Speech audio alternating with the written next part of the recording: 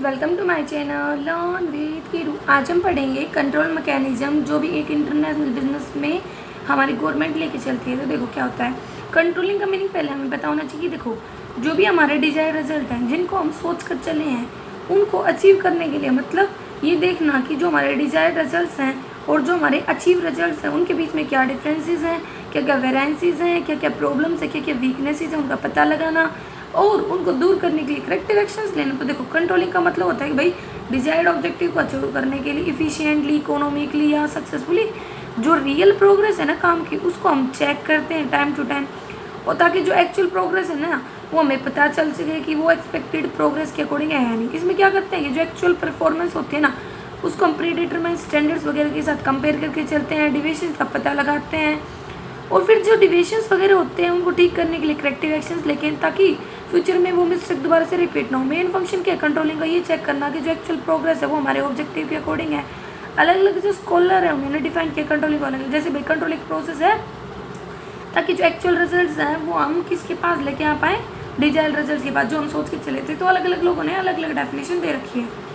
अब बात आती है कंट्रोल प्रोसेस की। तो ये क्या होता है भाई, सबसे पहले हम परफॉर्मेंस स्टैंडर्ड को एस्टेब्लिश करके चलते हैं, फिर एक्चुअल परफॉर्मेंस को मेजर करते हैं, फिर एक्चुअल परफॉर्मेंस को हम स्टैंडर्ड से कंपेयर करते हैं, फिर जो भी डिविएशंस होते हैं उनको ठीक करने के लिए करेक्टिव एक्शंस लेते हैं। तो पहले 3 स्टेप में तो यही है भाई, वीकनेसेस वगैरह के बारे में बता रखा है और जो मतलब पहला मतलब वीकनेसेस और स्ट्रेंथ के बारे में, और जो 4th स्टेप आता है उसमें इन सभी को ठीक करने के ऊपर फोकस किया गया है। ठीक है, तो यही होता है कि इसमें क्या करती है जो भी वर्कफोर्स होती है ना वो मतलब अगर वर्कफोर्स को हम कंट्रोल करते हैं इससे क्या होगा, इफेक्टिवनेस बढ़ेगी, इफिशिएंसी बढ़ेगी, प्रोडक्टिविटी वगैरह बढ़ेगी।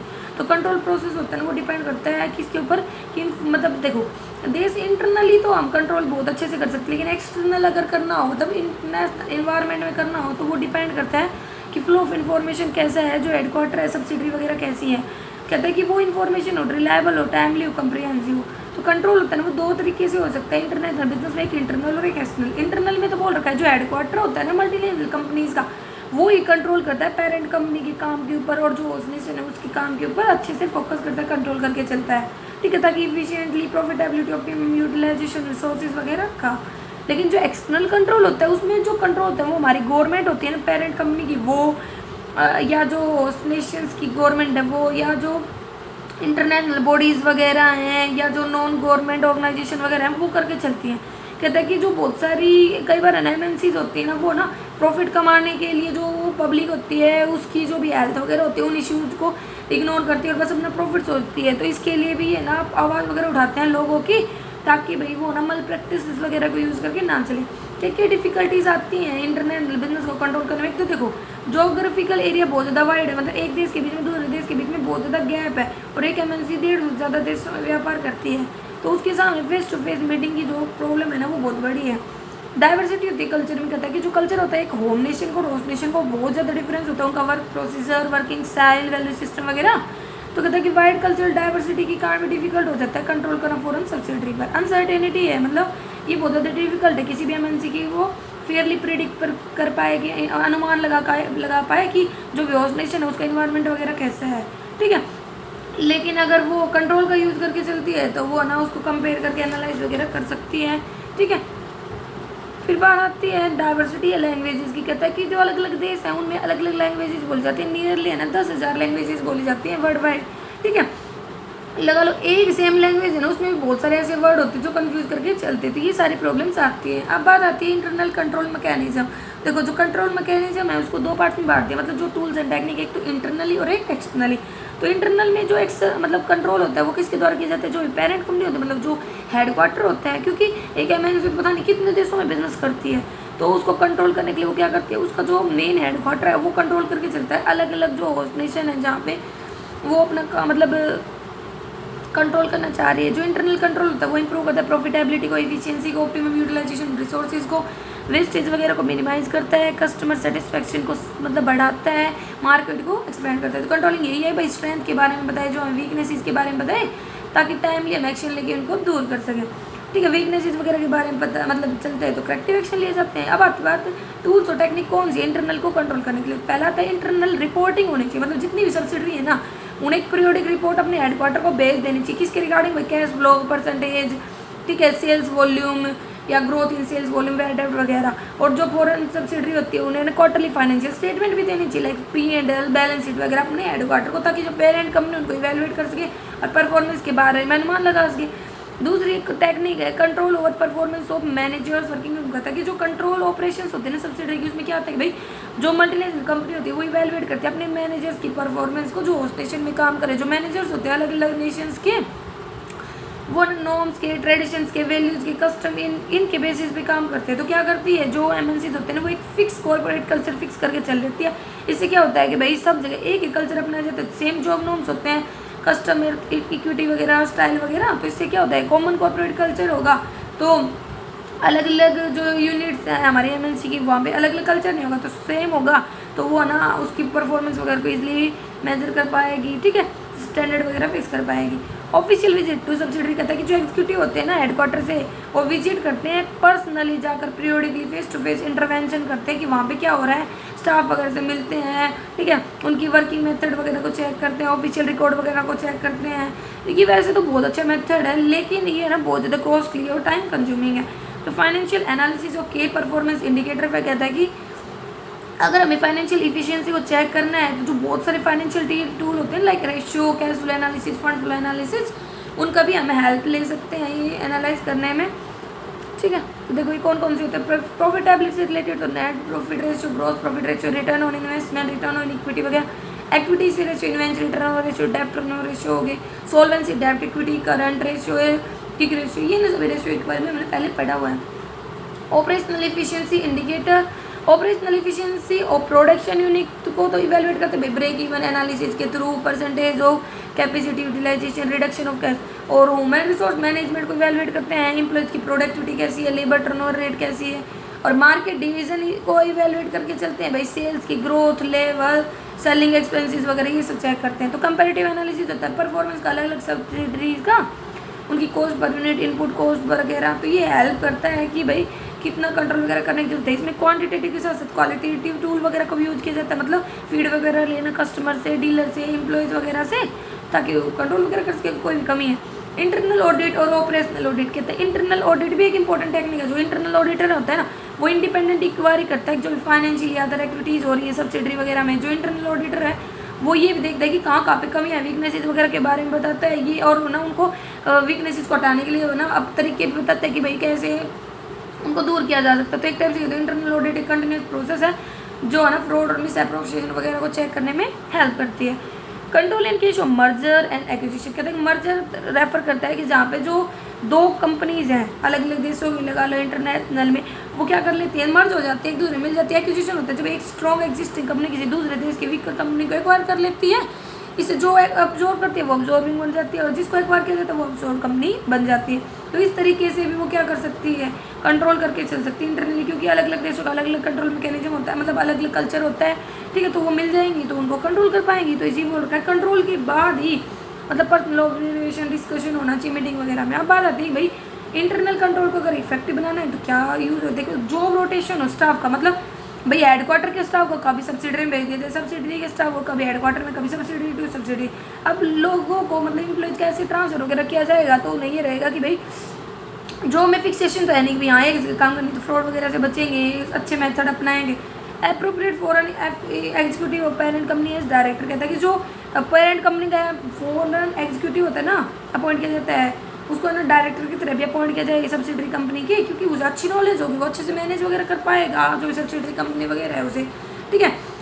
Team building of subsidiary heads कहता है कि भाई टीम को बना करके बहुत सारी सब्सिडरी वगैरह की उनके बीच में इंटरेक्शन वगैरह एस्टैब्लिश करके ये प्रॉब्लम वगैरह है ना जो कंट्रोल में उसको दूर किया जा सकता है, क्योंकि एक्सपीरियंस सेंग उसे मतलब जो शेयर होगा अलग अलग सब्सिडरी हैं उनकी वीकनेसेस वगैरह के बारे में पता चलेगा ताकि उनको दूर किया जा सके।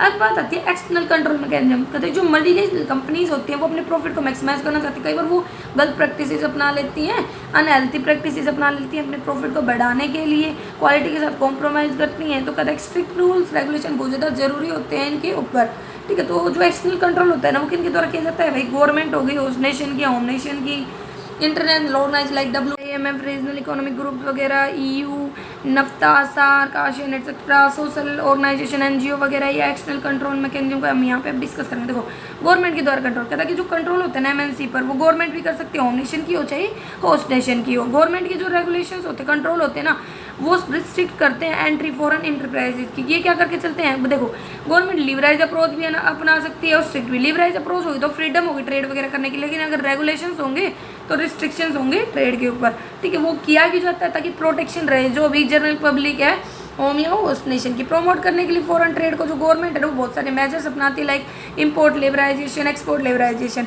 इंपोर्ट लिबराइजेशन में क्या होगा कि भाई जो टैरिफ वगैरह, नॉन टैरिफ बैरियर, क्यूटर्स वगैरह है उनको हटा देंगी, अबोलिश कर देंगी। और एक्सटर्नल लिबराइजेशन में आते हैं फाइनेंशियल सपोर्ट वगैरह देना ताकि एक्सपोर्ट बढ़े, एक्सपोर्ट सब्सिडी देना, ठीक है। एक्सपोर्ट प्रोसेसिंग जोन वगैरह एस्टैब्लिश करना, स्पेशल इकोनॉमिक जोन वगैरह एस्टैब्लिश करना। तो रिस्ट्रिक्ट करने के लिए फॉरेन ट्रेड को गवर्नमेंट ना टैरिफ वगैरह बढ़ा देती है, नॉन टैरिफ बैरियर वगैरह बढ़ा देती हैं। तो टैरिफ बैरियर में तो वो कस्टम ड्यूटी लगा देती है, नॉन टैरिफ बैरियर में क्योटा, लाइसेंस, परमिट वगैरह। टेक्निकल बैरियर्स में कहता है कि जो ईटेबल प्रोडक्ट्स वगैरह होते हैं ना उनको बहुत अच्छे से चेक किया जाता है, अगर उसमें कोई भी गड़बड़ वगैरह हो तो उनको वापस कर दिया जाता है। तो गवर्नमेंट जो है ना बहुत सारी पॉलिसी वगैरह बनाती है कंट्रोल करने के लिए। कौन कौन सी पॉलिसी है, पहली है एग्जिम पॉलिसी। एग्जिम पॉलिसी मतलब जो इसकी फुल फॉर्म होती है एक्सपोर्ट इंपोर्ट पॉलिसी, मतलब जो रूल्स रेगुलेशन बनाती है एक्सपोर्ट और इंपोर्ट से रिलेटेड। तो एक्सपोर्ट क्या होता है, जब हम गुड्स बेचते हैं दूसरे देश में, और इंपोर्ट क्या होता है, जब हम दूसरे देश से सर्विस या गुड्स को खरीदते हैं। तो जो पॉलिसी होती है इसे क्या बोलते थे, फॉरेन ट्रेड पॉलिसी। तो ये क्या प्रोवाइड करवा के चलती है भाई, स्ट्रेटेजी वगैरह देती है, जो भी पॉलिसी वगैरह देती है जो फॉलो करनी चाहिए एक्सपोर्ट इंपोर्ट को कंट्रोल करने के लिए, प्रमोट करने के लिए। जो पॉलिसी होती है उसको बार बार रिव्यू वगैरह भी किया जाता है, अगर उसमें कोई चेंजेस वगैरह की जरूरत है तो उनको वो चेंजेस भी किए जाते हैं कि सिचुएशन के अकॉर्डिंग। जो अप्रोच होता है ना गवर्नमेंट का, बहुत सारे टाइप ऑफ एक्सपोर्टर इंपोर्ट को, वो अलग अलग एक्सपोर्टर और इंपोर्टर के ऊपर भी देखो भाई जरूर नहीं है हर देश के रिगार्डिंग सरकार की सोच एक हो, हर जगह पे वो रेगुलेट करके चले, कहीं पे लिबरल भी हो सकती है, तो डिपेंड करता है सिचुएशन के अकॉर्डिंग, ठीक है। तो कहता है कि जब से है ना जो WTO इंटरनेशनल वगैरह की ग्रोथ हुई है तो वर्ल्ड ट्रेड है ना वो बहुत ज़्यादा तेज़ी से बढ़ रहा है। गवर्नमेंट ने जो अंडर डेवलप नेशंस हैं उनके ऊपर बहुत सारे रिस्ट्रिक्शंस वगैरह लगा दिए हैं इंपोर्ट के ऊपर, कि इंपोर्ट ना हो ताकि अंडर डेवलप्ड देशों का ना डेवलपमेंट हो, ठीक है। इंपोर्ट लाइसेंसिंग वगैरह लेके आइए, इसका मतलब होता है कि भाई प्रोक्योर कर सकते हैं लाइसेंस गवर्नमेंट से, मतलब सामान वगैरह, मतलब देखो वो इंपोर्ट एक्सपोर्ट कर सकते हैं बिना सरकारी परमिशन लिए हुए। इंपोर्ट क्योटा लेके आइए, कोई फिक्स लिमिट नहीं है। इंपोर्ट ड्यूटी वगैरह को भी हटा दिया, कस्टम ड्यूटी वगैरह मतलब उनमें छूट वगैरह दी गई, तो बहुत सारे काम किए गए हैं। गवर्नमेंट ने ना कंसेशंस भी दिए हैं इंपोर्ट ऑफ कैपिटल गुड्स पे, टेक्नोलॉजी, रॉ मटेरियल वगैरह पे। कहते कि आज के टाइम में गवर्नमेंट ने ना बहुत सारे नेशंस की क्या एक्सपेंड कर दिया, एक्सपेंडेड लिस्ट कर दिया है जो भी इंपोर्ट आइटम उनकी, इसको बोलते हैं ओपन जनरल लाइसेंस लिस्ट, या रेफर करती है एक ऐसी लिस्ट जिसमें है ना उन सभी आइटम्स का रिकॉर्ड होता है जिनको फ्रीली इंपोर्ट किया जा सकता है दूसरे देश से, ठीक है। गवर्नमेंट क्या करके चलती है, प्रमोट करती है raw material, technology, capital goods वगैरह को, ठीक है। तो ये वो बता रखा है। बात आती है फॉरेन इन्वेस्टमेंट पॉलिसी, कहता है कि इनफ्लो और आउटफ्लो को कंट्रोल करने के लिए जो फॉरेन इन्वेस्टमेंट है ना इंडिया में वो भी आया। देखो ये ना रूल्स लेके आती है रिगार्डिंग द सेलिंग की भी कितनी लिमिट ऑफ फॉरेन इन्वेस्टमेंट के अलग अलग सेक्टर में प्रोविजंस बनाती है उनके, कि भाई पैसा वापस ले जाना है या नहीं, अपने देश में जो प्रॉफिट कमाए, इंटरेस्ट कमाए, रॉयल्टी वगैरह कमाई है। ये ना जो एंट्री का मोड वगैरह होता है उसको भी कंट्रोल करके चलती है। जो भी फॉरेन इन्वेस्टमेंट है, टेक्नोलॉजिकल एग्रीमेंट वगैरह है वो चेक करके चलती है अपनी पॉलिसी से। प्रेजेंटली आज के टाइम में बहुत ज़्यादा जो देश है फॉरेन इन्वेस्टमेंट पॉलिसी ना वो लिबराइज है, मतलब प्रोमोट किया जा रहा है एक्सपोर्ट इंपोर्ट को, मतलब रिस्ट्रिक्शंस वगैरह हटाए जा रहे हैं। पहले जो पार्टिसिपेशन 40% होता था वो 100% पार्टिसिपेशन है, ठीक है। इंडिया में भी ऑटोमेटिक रूट अपनाया गया है जिसके लिए अप्रूवल वगैरह की जरूरत नहीं होती, ऑटोमेटिकली अप्रूवल हो जाता है। तो प्रोमोट करने के लिए high technology, high priority industry को गवर्नमेंट ने क्या कर दिया है, ऑटोमेटिक परमिशन ले लिए FDI की, ठीक है। तो यही बात है कि उनको फ्रीडम वगैरह दी गई है वोलिया और सब्सिडरी वगैरह स्टैब्लिश करने के लिए। फिर बात आती है रेगुलेशन ऑफ मल्टीनेशनल कॉरपोरेशन। तो MNC को अगर मतलब कंट्रोल करना है तो कहता है कि ये जरूर किसका मोटिवेटर बनता है, इकोनॉमिक डेवलपमेंट का। अंडर डेवलप कंट्रीज में only when there are similarly of interest between MNC and host country. तो ये तभी हो सकता है जब भाई MNC और होस्ट कंट्री का जो इंटरेस्ट है वो बिल्कुल सेम हो, ठीक है। तो क्या क्या एडवांटेजेस हो सकते हैं, देखो merits taken by introducing right kind of policy वगैरह होंगी तो हम MNCs के जो भी नेगेटिव इफेक्ट है उनको कंट्रोल कर पाएंगे, उनके बेनिफिट का फायदा उठा पाएंगे। तो देखो गवर्नमेंट भी कंट्रोल कर सकते हैं MNCs को, एथिकल कोड ऑफ कंडक्ट भी बनाया जा सकता है MNCs के लिए, और जो पॉलिसी वगैरह होती है वो भी होती है। तो देखो गवर्नमेंट क्या करती है, रिस्पॉन्सिबिलिटी होती है कंट्रोल करना MNCs का। क्या क्या गवर्नमेंट एजेंसी उनके नाम दे भाई, डिपार्टमेंट ऑफ कंपनी अफेयर है, मिनिस्ट्री ऑफ फाइनेंस है, फॉरेन फिमा है, सेंट्रल बैंक ऑफ इंडिया, तो ये सब बता रखे हैं। फिर बात आती है भाई क्या क्या रेगुलेशंस होते हैं। देखो इंपोर्ट के ऊपर रिस्ट्रिक्टेड लगा दिया जाता है कि भाई जो नॉन एसेंशियल आइटम होते हैं, जो टेक्नोलॉजी वगैरह जिनकी ज़रूरत ही नहीं है, उनको रिस्ट्रिक्ट कर दिया जाता है और हमारे देश की टेक्नोलॉजी का यूज़ किया जाता है। फिक्सिंग जो मैक्सिमम लिमिट है ना फिक्स कर दी जाती है रॉयल्टी की 8% एक्सपोर्ट में और 5% डोमेस्टिक सेल में। और फिर है ना पीरियड होता है ना एग्रीमेंट का, वो परमिसेबल होना चाहिए फॉरेन एंटरप्राइजेज में, एक बार फिक्स कर दिया जाता है, उससे ज़्यादा होना लगे, जैसे भी 5 साल, ठीक है। इक्विटी पार्टिसिपेशन ऑफ एमएनसी है, उसको भी रोका गया। इक्विटी मतलब जैसे शेयर्स वगैरह में सर्टेन एरियाज में वो लिमिटेड है, ठीक है। फॉरेन इन्वेस्टमेंट प्रमोशन वगैरह की भी बोर्ड की भी एस्टेब्लिशमेंट की गई है और ये रूल्स रेगुलेशंस बनाता है। Restriction with regard to export obligation, मतलब जो भी जिम्मेवारी वगैरह है उनके रिगार्डिंग रिस्ट्रिक्शन भी लगाए जाने चाहिए। एमएनसीज वगैरह पे उनके आउटपुट वगैरह की परसेंटेज फिक्स कर देनी चाहिए। Restriction with regard to advertising, marketing, packaging के ऊपर भी रिस्ट्रिक्शंस हो सकते हैं। किसी भी प्रोडक्ट की क्लियरेंस लेना किससे, फॉरेन इन्वेस्टमेंट प्रमोशन बोर्ड से, ये भी ज़रूरी होता है। एमएनसी को क्या चाहिए, वो गाइडलाइंस वगैरह को फॉलो करे जो भी इंडस्ट्रियल पॉलिसी या फॉरेन इन्वेस्टमेंट पॉलिसी की हैं। फिर आता है एथिकल कोड ऑफ कंडक्ट, कहता है जो यूनाइटेड नेशन जनरल असेंबली है ना, उसने एथिकल कोड ऑफ कंडक्ट बनाए थे, जबकि जो एथिकल कोड ऑफ कंडक्ट वो लीगल नहीं है कि भैया उन्हें फॉलो करें, लेकिन उन्हें फॉलो करने चाहिए होस्ट कंट्री के लोगों के इंटरेस्ट के लिए। मेन प्रोविजन क्या है कि भाई फॉलो करें domestic laws and regulation of host country, unfair corrupt practices में इन्वॉल्व ना हो, कंडक्ट करे research and development, timely payment करे टैक्स एंड ड्यूटीज़ की, फेयर ट्रीटमेंट दे एम्प्लॉयज़ वगैरह को, और जो मोनोपोलिटिक्स प्रैक्टिस मतलब जिसमें भाई मोनोपोली अपना अधिकार दिखाए वो सब उनमें इंक्लूड ना हो, ठीक है।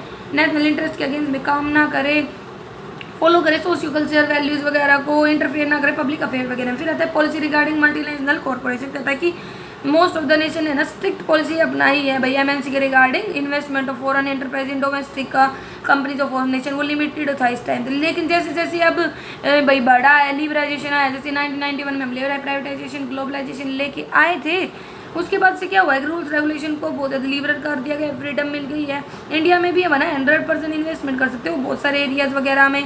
फॉरेन जो इन्वेस्टमेंट प्रमोशन बोर्ड है वो सेटअप किया गया था, इसने भी क्या किया था भाई एमएनसीज वगैरह को प्रमोट किया था, उनकी टेक्नोलॉजी वगैरह को प्रमोट किया था, इनवाइट किया था फॉरेन इन्वेस्टमेंट को, ताकि फॉरेन इन्वेस्टर्स बड़े देश में, ठीक है, ज़्यादा से ज़्यादा फॉरेन कैपिटल का फ्लो हो। तो ये लेवरेज पॉलिसी के कारण हुआ था, ठीक है। अब आता है कंट्रोल बाय इंटरनेशनल इंस्टीट्यूशन या ऑर्गेनाइजेशन, तो बहुत सारी ग्लोबल ऑर्गेनाइजेशंस भी हैं। देखो पहला आईएमएफ जो 27 दिसंबर 1945 को बना था ब्रिटेन वुड्स कॉन्फ्रेंस के अंतर्गत यूएसए में। ये फंड का मेन ऑब्जेक्टिव है कि जो भी प्रॉब्लम है ना वर्ल्ड ट्रेड की, इंटरनेशनल मॉनेटरी कोऑपरेशन वगैरह की, रेट ऑफ एक्सचेंज को डिटरमाइन करने की, उन सभी को सॉल्व करना, ठीक है। जो भी टेम्पररी डिसइक्विलिब्रियम है, बैलेंस ऑफ पेमेंट वगैरह में, उसको सॉल्व करना। इसमें पहले तो 44 मेंबर थे 1945 के अंतर्गत, आज 188 देश मेंबर है। वर्ल्ड बैंक कहता है कि 1945 में बना था, मेन ऑब्जेक्टिव है वर्ल्ड बैंक का फंड देना, जो भी डिफरेंट नेशंस की एक्टिविटीज़ वगैरह है उनको प्रमोट करना, इंटरनेशनल ट्रेड को। अगर कोई कंट्री है आईएमएफ के मेंबर बन जाती है ना, तो वो ऑटोमेटिकली वर्ल्ड बैंक की बन जाएगी, और अगर वो वर्ल्ड बैंक के रूल्स रेगुलेशंस को फॉलो नहीं करती तो उसकी मेंबरशिप टर्मिनेट हो सकती है। डब्ल्यूटीओ एक इंटरनेशनल ट्रेड ऑर्गेनाइजेशन है जो मल्टीलेटरल ट्रेड को, मतलब अलग अलग देशों के बीच में ट्रेड को प्रमोट करती है, टैरिफ नॉन टैरिफ बैरियर्स को हटाती है। मेन एम इसका यह है कि इंटरनेशनल ट्रेड को प्रमोट करना, free flow of goods and services का। फिर है United nation conference on trade and development, UNCTAD, ये कहते हैं 1964 में आया था यूनाइटेड नेशन ऑर्गेनाइजेशन के द्वारा। इसने क्या किया, प्रमोट किया इंटरनेशनल ट्रेड को, इकोनॉमिक डेवलपमेंट को। 13 कॉन्फ्रेंस ऑफ अंकटाड के अंतर्गत मेन ऑब्जेक्टिव क्या था भाई, प्रमोट करना इकोनॉमिक डेवलपमेंट का अलग अलग कंट्रीज़ में, इंक्रीज़ करना एक्सपोर्ट को, इंक्रीज़ करना फाइनेंशियल असिस्टेंस को, डेवलप करना लिस्ट डेवलप कंट्रीज़ को, ठीक है, अलग अलग देशों में। फिर इंटरनेशनल ट्रेड एग्रीमेंट कहता है कि जो इंटरनेशनल ट्रेड एग्रीमेंट है वो बहुत ज़्यादा ज़रूरी होता है अलग अलग देशों के बीच में, ताकि इंटरनेशनल ट्रेड को प्रमोट किया जाए। जो ये एग्रीमेंट होते हैं ये कहता है नेबरिंग कंट्रीज़ के बीच में, डेवलपिंग कंट्रीज़ के बीच में, डेवलप कंट्रीज़ के बीच में, किसी के बीच में हो सकते हैं, ताकि ना मतलब म्यूचुअली रूल्स रेगुलेशन बने और वो उनको क्या करे, फॉलो करे। तो देखो जनरलाइज सिस्टम ऑफ प्रेफरेंस, तो कहता है कि इसमें ना अलग अलग जो टैरिफ नॉन टैरिफ बैरियर्स होते हैं ना फॉरेन ट्रेड पे, डेवलप्ड और डेवलपिंग नेशन में हटा दिए जाते हैं। इसमें global system of trade preference में क्या होता है कि जो जनरलाइज ट्रेड मतलब नॉन जो टैरिफ कंसेशंस होते हैं किस किस के बीच में, डेवलपिंग के बीच में और डेवलपिंग, दो डेवलपिंग कंट्री वो हटा दिए जाते हैं। काउंटर ट्रेड एग्रीमेंट मतलब परचेज करना है, एक्सपोर्ट मतलब इंपोर्ट करना एक्सपोर्ट की कंडीशन पे, या एक्सपोर्ट करना इंपोर्ट की कंडीशन पे, ठीक है, उसी सेम अमाउंट का। इसमें फॉरेन एक्सचेंज वगैरह की जरूरत नहीं होती डील करने के लिए। रीजनल इकोनॉमिक ग्रुप या रीजनल ट्रेड एग्रीमेंट कहता है कि ये ग्रुप होता है type of economic integration agreement, किसके बीच में, जो लिबरल रूल्स होते हैं मेंबर नेशंस की, जो एग्रीमेंट होते हैं इंटर होते हैं among developed and developed nation, ये डेवलप से डेवलप में। देखो ये डेवलप से डेवलपिंग, डेवलपिंग से डेवलपिंग, ये काउंटर ट्रेड और ये डेवलप से डेवलप नेशन के बीच में होते हैं, ठीक है। अब बात आते हैं कंट्रोल बाई सोशल ऑर्गेनाइजेशन, कहते हैं कुछ सोशल ऑर्गेनाइजेशंस वगैरह भी होती हैं जो कंट्रोल करती हैं फॉरेन कंपनीज के काम वगैरह को, कुछ सोशल इश्यूज़ वगैरह, इन्वायरमेंट वगैरह को। जैसे इसने एग्जांपल दे दिया कि भाई वो अपनी वॉइस वगैरह को उठाती हैं अगर कुछ भी गलत हो रहा है उसके रिगार्डिंग, ठीक है, पब्लिक को अवेयर वगैरह करके चलती है। गवर्नमेंट इंटरवेंशन इन बिजनेस, अब बात आती है गवर्नमेंट क्यों इंटरवेंशन करके चलती है, कोई पुरानी कंसेप्ट थोड़ी ना है। गवर्नमेंट तो बहुत पुराने टाइम से ये इंटरफेयर करके चल रही है, जो भी बिजनेस होता है उसमें टैरिफ नॉन टैरिफ बैरियर लगाना। कई बार कहते हैं ये गवर्नमेंट करती क्यों, ताकि प्रोटेक्ट कर पाए जो छोटी छोटी बिजनेस है, इन्फेंट डोमेस्टिक यूनिट वगैरह है, ये एक्टिव इंटरवेन करती है, मतलब एक्टिवली इंटरफेयर करती है काम में जो भी ट्रेड वगैरह होता है, ताकि है ना प्लान इकोनॉमिक ग्रोथ, मतलब इकोनॉमिक डेवलपमेंट की कंसेप्ट को अपना पाए, ठीक है, प्लानिंग कमीशन वगैरह को एस्टैब्लिश कर पाए ताकि काम है ना वो एक प्लान मैनर में हो। स्टेट इंटरवेंशन होता है ना बिजनेस यूनिट्स का, वो स्टार्ट हो जाता है बिल्कुल स्टार्टिंग से, जब से बिजनेस यूनिट एस्टैब्लिश होती है उसे इंडस्ट्रियल लाइसेंसिंग लेनी पड़ती है, मतलब लाइसेंस वगैरह लेना, अगर भाई रिस्ट्रिक्शंस है, कोई प्राइवेट एंटरप्रेन्योर्स है वो ऐसी बिजनेस यूनिट नहीं कर सकते जो पब्लिक सेक्टर के अंतर्गत आती है, ठीक है। इन्वायरमेंटल प्रोटेक्शन एक्ट भी के अंतर्गत क्लियरेंस जरूरी होता है कि भाई हम इन्वायरमेंट को हार्मफुल नहीं करेंगे, सेबी से भी लेना पड़ता है अगर वो कैपिटल मार्केट से पैसा उतारना चाहती है, फेमा से परमिशन लेना, ठीक है, compensation act, tax regulation act इनके अंतर्गत, और अनरेस्ट है अगर कंट्रीज में तो इंडस्ट्रियल डिस्प्यूट एक्ट से परमिशन लेना। तो ये सब बता रखे, ये कंट्रोल किए जाते हैं, इनका मेन एम यही होता है कि प्रोटेक्ट करें इंटरेस्ट कंज्यूमर्स का, एम्प्लॉयज़ का, इन्वेस्टर्स का, ठीक है। तो देखो गवर्नमेंट इंटरवेंशन के क्या क्या रीज़न है, तो देखो एक तो प्लान्ड इकोनॉमी होनी चाहिए, मतलब कि भाई जितने भी रिसोर्सेज वगैरह हैं वो स्पीडली प्लान्ड मैनर में हो, ऑप्टिमम यूटिलाइजेशन हो उनका, ठीक है, क्योंकि इससे क्या होगा फिर वो जो रिसोर्सेज है उसी प्लान की तरफ, उसी मतलब सेक्टर की तरफ ट्रांसफर किए जाएंगे जहाँ पे ना प्रायोरिटी दी गई है, जिस जहाँ पे ज़्यादा जरूरत है। कॉन्स्टिट्यूशनल बाइंडिंग होनी चाहिए, कॉन्स्टिट्यूशन होता है ना अलग अलग देशों का, उसे क्या चाहिए कि जो स्टेट है प्ले करे रोल वेलफेयर गवर्नमेंट की, मतलब जितना भी पैसा वगैरह कमाए ज़्यादातर वो ना सिटीजन्स के वेलफेयर के लिए लगा है, वियोलेट ना करे जो भी फंडामेंटल राइट्स वगैरह हैं। ले स्ट्रॉन्ग बेस फॉर डेवलपमेंट, कहता है कि जो सेंट्रल स्ट्रेटेजिक एरिया होते हैं ना वो बहुत ज़्यादा बेस होते हैं इकोनॉमिक डेवलपमेंट का। कहते हैं इसके लिए क्या चाहिए, बहुत ज़्यादा पैसा चाहिए, बहुत ज़्यादा टाइम पीरियड चाहिए, बहुत लंबा, प्रॉफिटेबिलिटी कम है, रिस्क भी ज़्यादा होता है। इसके अंतर्गत क्या करते हैं जो प्राइवेट सेक्टर होते हैं वो एजिटेट करते हैं, तो इसीलिए कहते हैं गवर्नमेंट ना बहुत ज़्यादा एक्टिव पार्टिसिपेशन करती है प्रोमोट करने में, ताकि है ना जो भी डेवलप्ड एरियाज़ हैं वहाँ पे ना प्रमोट किया जाए। जनरेट रिवेन्यू, कहता है कि जो गवर्नमेंट पार्टिसिपेट करती है बिजनेस एक्टिविटीज़ में ताकि जनरेट कर पाए रिवेन्यू या प्रॉफिट, रिवेन्यू होता है उसको यूटिलाइज किया जाता है वेलफेयर के लिए। फिर बात आती है इन्फ्लुएंस कंजप्शन पैटर्न, गवर्नमेंट क्या चाहते हैं, प्रमोट करना चाहते हैं कंजप्शन, कुछ इसेंशियल गुड्स वगैरह हैं, इसके लिए कहते हैं कि गवर्नमेंट सब्सिडी वगैरह दे देती है गुड्स पे, अब सब्सिडी मिलेगी तो जितना प्राइस है उससे कम में मिलेंगे तो उनका अच्छे से कंजप्शन वगैरह किया जाए उन लोगों के द्वारा भी जो उनको अफोर्ड वगैरह नहीं कर पा रहे थे। प्रमोट करना बैलेंस नहीं, corrective failure of market mechanism, कहता है कि मार्केट एक गुड सर्वेंट होता है भाई, लेकिन एक बैड मास्टर, मतलब अच्छा भी है लेकिन बैड मास्टर भी है। तो कहता है कि मार्केट को भी है ना कंट्रोल करना जरूरी होता है, कि कहता है कि समटाइम जो मार्केट मैकेनिज्म वो फेल हो जाता है, लैंड करता है इकोनॉमी इन ट्रबल, और जो इकोनॉमी होती है उसको ना ट्रबल में, परेशानी में छोड़ देता है। तो to face situation crisis government intervention उस टाइम पे जरूरी हो जाता है, क्योंकि गवर्नमेंट क्या करती है भाई उसके अकॉर्डिंग जो भी नीड्स है उनके अकॉर्डिंग वो एक्शन वगैरह लेती है। प्रमोट करना बैलेंस रीजनल डेवलपमेंट को, कहता है कि जो प्राइवेट सेक्टर यूनिट होती है वो एजिटेट करती है सेटअप करने में, क्या अपने बिजनेस यूनिट को बैकवर्ड एरियाज में, क्योंकि वो क्या चाहती है, वो तो डेवलपमेंट चाहती हैं खुद का और अपने यूनिट्स को वहाँ पे लगाती है जहाँ पे पहले से ही ग्रो होता है, तो इससे बैकवर्ड रीजन तो बैकवर्ड ही रह जाता है। इसीलिए गवर्नमेंट कुछ इंसेंटिव वगैरह लेके आती है ताकि जो पब्लिक सेक्टर यूनिट्स वो इन एरियाज में हो, इनका प्रमोशन हो। सेफ गार्ड करना सिक्योरिटी ऑफ द नेशन को, कुछ जो strategic area like atomic energy है, एटॉमिक मिनरल्स वगैरह हैं, उनको प्राइवेट सेक्टर के हाथ में नहीं छोड़ा जा सकता, तो प्राइवेट सेक्टर ने इन एरियाज में इन्वेस्टमेंट वगैरह नहीं कर सकते, ठीक है, तो ये गवर्नमेंट के हाथ में होते हैं सिर्फ। फिर बात आती है to ensure fair distribution of essential goods, कहते हैं कुछ गुड्स होते हैं जिनकी बहुत ज़्यादा सप्लाई कम होती है लाइक एलपीजी पेट्रोल वगैरह, तो फेयरली डिस्ट्रीब्यूट करना चाहिए इनको लोगों के बीच में ताकि ना अच्छे से कंजप्शन हो, पब्लिक का इंटरेस्ट मेंटेन रहे, ठीक है। To follow guidelines of international institution, बहुत सारे international institution like WTO, IMF, world bank, UNCTAD वगैरह है, उनको क्या चाहिए भाई गवर्नमेंट ऑफ मेंबर नेशंस है उनसे परमिशन वगैरह चाहिए, क्योंकि वो इंटरफेयर वगैरह करके चलते हैं ताकि वो जो रूल्स वगैरह उनको वियोलेट ना करे, एग्रीमेंट वगैरह फॉलो करे। और भी ऑब्जेक्टिव होते हैं जैसे भाई सोशल इकोनॉमिक वेलफेयर को प्रमोट करना, इन्वायरमेंट को प्रमोट करना, अनफेयर ट्रेड प्रैक्टिस चेक करना, भाई कोई गलत खतरनाक प्रोडक्ट वगैरह तो नहीं बनाया जा रहा है, मेंटेन करना लॉ एंड ऑर्डर, प्रोवाइड करना education and health services, shortage को पूरा करना, सप्लाई डिस्ट्रप्शंस को रोकना। फिर बात आती है इकोनॉमिक रूल ऑफ गवर्नमेंट या स्टेट कंट्रोल ओवर इकोनॉमी, तो कहता है कि रेगुलेटरी रोल दो प्रकार से बांटा गया है, डायरेक्ट इनडायरेक्ट। डायरेक्ट में तो कहता है कि ये सिलेक्टिवली फर्म टू फर्म या इंडस्ट्री टू इंडस्ट्री लगाया जाता है गवर्नमेंट की इच्छा से, जैसे भाई रिजर्वेशन करता किसी प्रोडक्ट का या किसी भी इंडस्ट्री वगैरह के लिए। और इनडायरेक्ट कंट्रोल होता है, ये अप्लाई होता है सभी प्रकार के बिजनेसेस पे, ठीक है, कोई सिलेक्टिव नहीं होता कि हाँ भाई इसी यूनिट पर लगाया जाएगा। प्रमोशनल रोल कहते हैं, जो प्रमोशनल रोल होता है ना गवर्नमेंट का, वो बहुत ज़्यादा इंपॉर्टेंट होता है इकोनॉमिक डेवलपमेंट के लिए। जो गवर्नमेंट की मतलब इकोनॉमिक डेवलपमेंट होता है ना, प्रमोट करने के लिए गवर्नमेंट क्या करती है भाई, इंफ्रास्ट्रक्चर वगैरह को अच्छा प्रोवाइड करवाती है, मतलब जैसे रोड वगैरह हैं, सोशल ओवरहेड कैपिटल वगैरह प्रोवाइड कराते हैं। तो प्रमोशनल रोल में क्या क्या आते हैं भाई, जनरेट करना मतलब पैदा करना, जो भी डिस्ट्रीब्यूशन है पावर वगैरह का, एनर्जी वगैरह का, जो भी ट्रांसपोर्ट वगैरह है, कम्युनिकेशन फैसिलिटी उनका डेवलपमेंट करना, उनको बढ़ाना।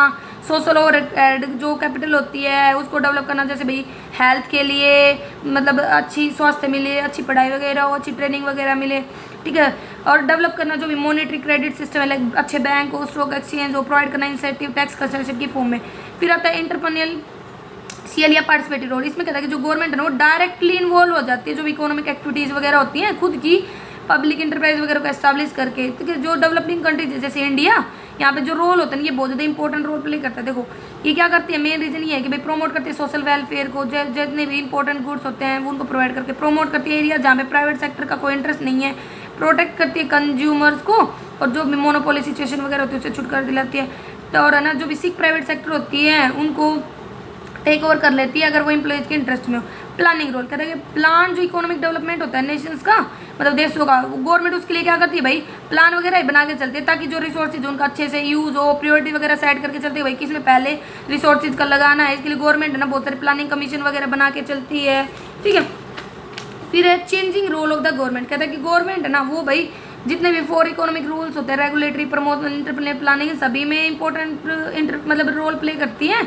लेकिन जो रोल है ना वो आज के टाइम में बहुत ज़्यादा चेंज हो गया। जो रोल है गवर्नमेंट को वो इन्फ्लुएंस करता है इकोनॉमिक कंडीशन क्या है किसी देश की, इकोनॉमिक पॉलिसी क्या है, इकोनॉमिक सिस्टम क्या है, ग्लोबल इन्वायरमेंट कैसे है। तो कहता है कि स्टार्टिंग में तो गवर्नमेंट है ना रिजर्व कर देती है बहुत सारी इंडस्ट्रीज को पब्लिक सेक्टर के लिए, रूल्स रेगुलेशंस बना देती है, टैरिफ नॉन टैरिफ बैरियर्स लगा देती है। लेकिन बाद में धीरे धीरे तो स्टार्टिंग में तो रिस्ट्रिक्टिव अप्रोच होगी, मतलब जिसमें कंट्रोल वगैरह हो, लेकिन जैसे जैसे भाई ग्रोथ होने लग जाती है तो लिबरल अप्रोच भी बनाती है प्राइवेटाइजेशन के लिए, ग्लोबलाइजेशन के लिए, ताकि जो स्ट्रिक्ट रूल्स थे उनको रिलैक्स किया जाए, कम किया जाए। तो यही बोल रखा है कि क्या क्या चेंजेस हमने देखे हैं गवर्नमेंट में। देखो रेगुलेटरी रोल मतलब जो कंट्रोल वगैरह तो उसमें कमी की गई है, लाइसेंस वगैरह परमिट वगैरह रिलैक्सेशन दिया गया है। प्रमोशनल रोल बढ़ा है, मतलब गवर्नमेंट ने एक्सपेंड किया है प्रमोशनल रोल को। गवर्नमेंट है ना स्पेंड करे ज़्यादा से ज़्यादा इंफ्रास्ट्रक्चर पे, ट्रांसपोर्ट वगैरह पे, हेल्थ एजुकेशन पे। पार्टिसिपेटिव रोल भी खत्म हुआ है, मतलब इसने क्या किया है कि भाई एग्जांपल के लिए जो इंडिया है ना उसमें गवर्नमेंट पहले ना 17 भाई पब्लिक सेक्टर होते थे, लेकिन आज के टाइम में 2 है। मतलब भाई अब जरूर वो ये नहीं है कि भाई जितने भी सेक्टर उनमें पब्लिक ही हो, प्राइवेट को भी प्रमोट किया गया है, खुद का पार्टिसिपेशन कम किया गया है, ज़्यादा से ज़्यादा लोगों को प्राइवेटाइज किया गया है, मतलब जो भी बिजनेसेस वगैरह हैं। चेंज करना प्लानिंग रोल को, कहते हैं कि जो प्लानिंग रोल है गवर्नमेंट का वो परफॉर्म किया जाता था प्लानिंग कमीशन की हेल्प से। लेकिन ये जो कमीशन होता है ना ये क्या करता था, प्लान वगैरह बनाता था पूरे देश के लिए और इम्प्लीमेंट किए जाते थे। लेकिन आज के टाइम में गवर्नमेंट ने ना प्लानिंग कमीशन को एक नई इंस्टीट्यूशन से रिप्लेस कर दिया, जिसे हम नीति आयोग बोलते हैं, नेशनल इंस्टीट्यूशन फॉर ट्रांसफॉर्मेटिंग इंडिया। ये अब थिंक टैंक के रूप में होता है, मतलब जो गवर्नमेंट और या जो स्टेट गवर्नमेंट वगैरह उन्हें रूल्स रेगुलेशन देता है, बताता है कि भाई कैसे कोई काम करना है। तो यहाँ पे हमारा कंट्रोल मैकेनिज्म का टॉपिक खत्म होता है। अगर आपको कोई भी कंफ्यूजन है तो आप कमेंट करके पूछ सकते हैं। पहली बार मेरे चैनल पे लाइक करें, सब्सक्राइब करें और शेयर करें। Thank you.